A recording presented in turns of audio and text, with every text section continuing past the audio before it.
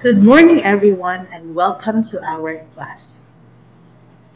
Our lesson for today is about the technology collaborative tools in the digital world. By the end of this video, students are expected to have identified and explored collaborative tools or applications that can be integrated in instruction and build a platform or an online account that can be used for a collaborative work. Now take a look at these attributes of a future-ready graduate. Strong team contributor, critical thinker, science-savvy, effective problem solver, financially literate citizen, literate consumer of media,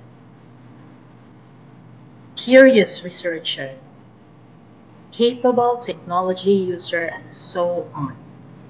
If you will notice, learners of this generation are a new kind of breed, and it is important that teachers know how to deal with them. They seem to thrive in a collaborative learning, and they like to connect to social networking sites such as Facebook, LinkedIn, Instagram, Twitter, and so on.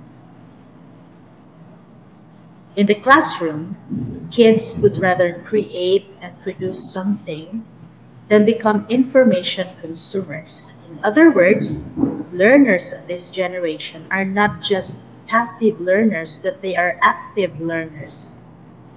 While they can be more self-directed in terms of deciding what they want to learn, how they want to learn it, and when they want to study it, it appears that they spend a significant amount of their time in social environments.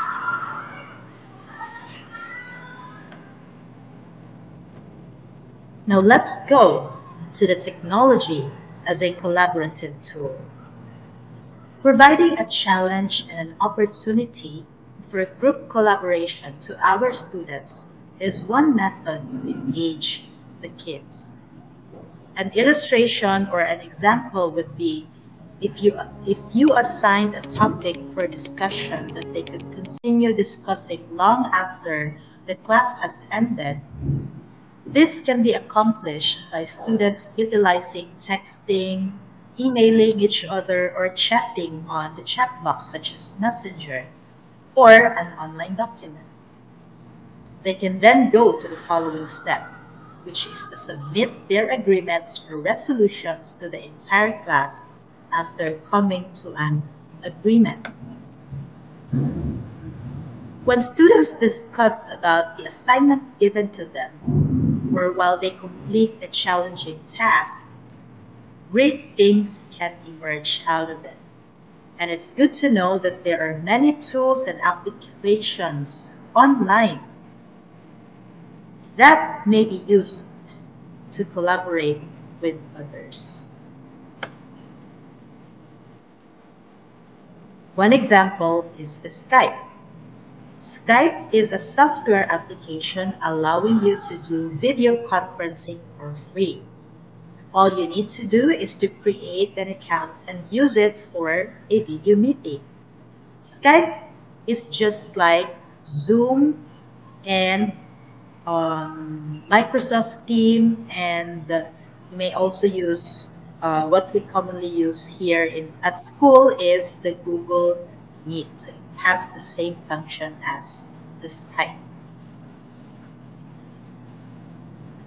Wiki or Wikipedia is a software that allows you to create a page or selection of pages designed to allow you to post or write or edit or upload links quickly.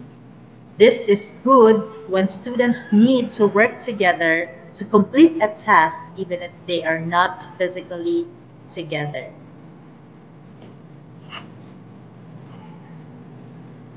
A task such as writing a paper together, planning a presentation, or surveying ideas from team members can be managed by the wiki space that efficiently allows one to document the contribution of each member in the team. Work can be extended virtually and asynchronously.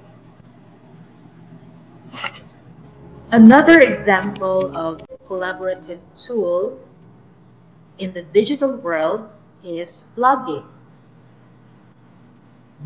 So I know that many of you are familiar what blogging is. So blogging is just like journaling your ideas to which others can react, allowing a thread of discussion to take place and which can be used online. So it is the abbreviation for weblog.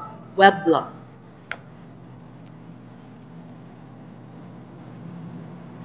Now here are some directions when using weblog. First, use weblog or blogging with a clear instructional objective. It is an opportunity to explore the skill of communicating ideas. Like in writing class, you can guide students on how to design the whole blog or upload materials and support students in developing critical communication. Second, guidance on what and how to post will be needed. Teach the students that blogging is for educational purposes and is different from personal blog. Therefore, proper or formal language should always be considered and used. The third one is with easy access to information. I'm sorry for the typographical error. With easy access to information, a major information is to teach the students to use and cite them properly. Okay?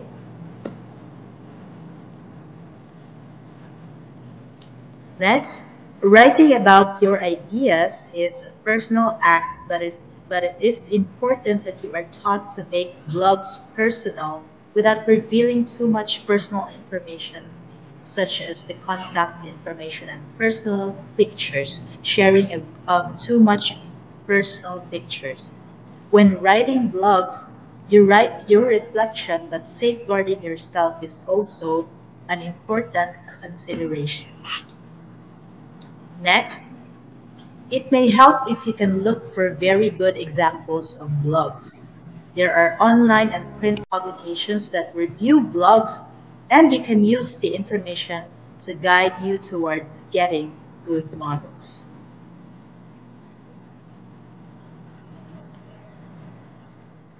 Now, blogging is like, yeah, so I'm sure that a lot of you are familiar with what blogging is. And perhaps some of you are doing this stuff already.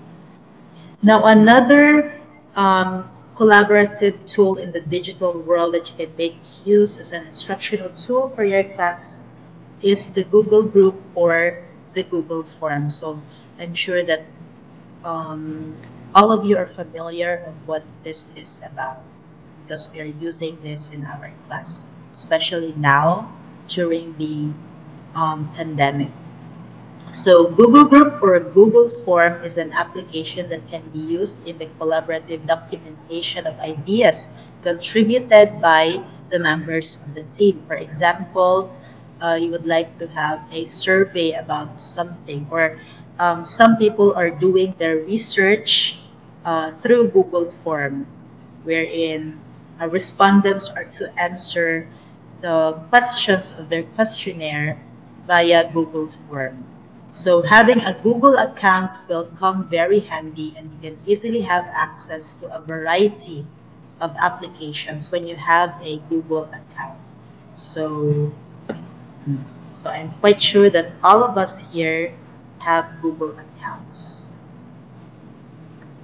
So thank you very much for listening. I hope that you learned something about and you are now getting some idea about how to use those collaborative tools in our teaching.